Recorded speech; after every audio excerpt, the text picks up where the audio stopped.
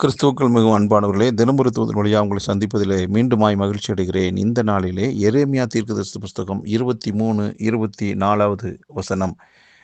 எவனாகிலும் தன்னை நான் காணாதபடிக்கு மறைவிடங்களில் ஒளித்து கொள்ளக்கூடுமோ என்று கர்த்தர் சொல்லுகிறார். நான் வானத்தையும் பூமியையும் நிரப்புகிறவர் அல்லவோ என்று கர்த்தர் சொல்லுகிறார். அன்பானவர்களே, இந்த வார்த்தையை நன்றாக கவனிப்போம். அவர்தான் வானத்தையும் பூமியும் படைத்தவர் என்று நமக்கு தெரியும். அவருடைய கண்கள் எல்லா இடங்களிலுமே இருக்கிறது. அவருடைய கண்களுக்கு மறைவாக இந்த பூமியில் ஒரு மனிதனும் ஒரு செயலும் நடக்கவே நடக்காது. இன்றைக்கு நமக்கு ஆண்டவர் சொல்லுகிற என்ன ஒரு காரியம் என்னன்னா, நானும் நீங்களும் அவருடைய பிள்ளைகளாக இருக்கிறோம். அவரை முழு மனதோடு ஏற்றுக்கொண்டு அவர் ஒருவருக்கே நம்முடைய வாழ்வை அர்ப்பணித்தவர்களாக இருக்கிறோம்.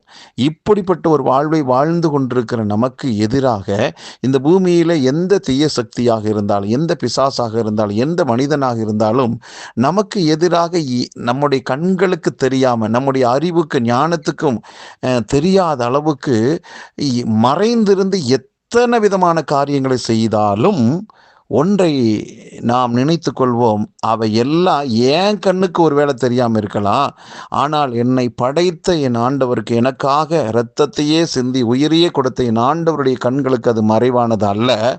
ஆகவே எனக்கு எதிராக உருவாக்கப்பட்ட அந்த ஆயுதங்கள் எல்லாம் வாய்க்காமல் போகும் என்று விசுவாசிப்போம்.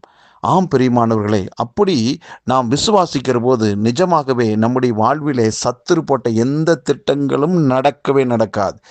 தேவன் போட்டிருக்கிற அத்தனை பாதுகாப்பும் அத்தனை திட்டங்களும் நமக்கு நடக்கும். ஆகவே அவருடைய கண்கள் நம்மை நோக்கி பார்த்து கொண்டிருக்கிறபடினால் பொல்லாங்கன் எய்யக்கூடிய எல்லா விதமான அம்புகளும் ஆயுதங்களும் ஒன்றுமில்லாமல் போகும்.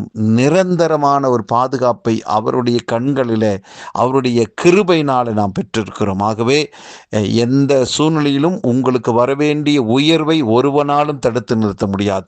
உங்களுக்கு வரவேண்டிய ஆசீர்வாதத்தை எந்த சக்தியாலும் தடுத்து நிறுத்த முடியாது. ஏனென்றால் இரவும் பகலும் அவருடைய கண்கள் நம்ம மேல நோக்கமாக இருக்கிறது. நமக்கு வரவேண்டிய நன்மைகள் சீக்கிரத்தில் அந்தந்த காலகட்டங்களில் வந்து சேரும். கவலையே படாதீர்கள். கர்த்தருக்கு நன்றி சொல்லுங்க. நல்ல பிதாவே, இந்த நல்ல நாளுக்காக நன்றி. உம்முடைய கண்கள் எங்களையே பார்த்து கொண்டு ஆண்டவரே எங்களை வாழ வைப்பதற்காக, ஆண்டவரே நோக்கி இருக்கிறதுக்காக ஸ்தோத்திரம். எல்லாரையும் ஆண்டவரே அப்பா நீர் நேசிக்கிறீர். அவங்களுக்குன்னு கர்த்தர் வச்சிருக்கிற ஆசீர்வாதங்களை சரியான நேரத்துக்கு கொடுத்து உயர்த்துவீர். எல்லாரையும் வாழ்த்தி ஆசீர்வதிக்கிறேன். இயேசு கிறிஸ்துவின் நாமத்தில் ஜெபிக்கிறேன் நல்ல பிதாவே, ஆமென்.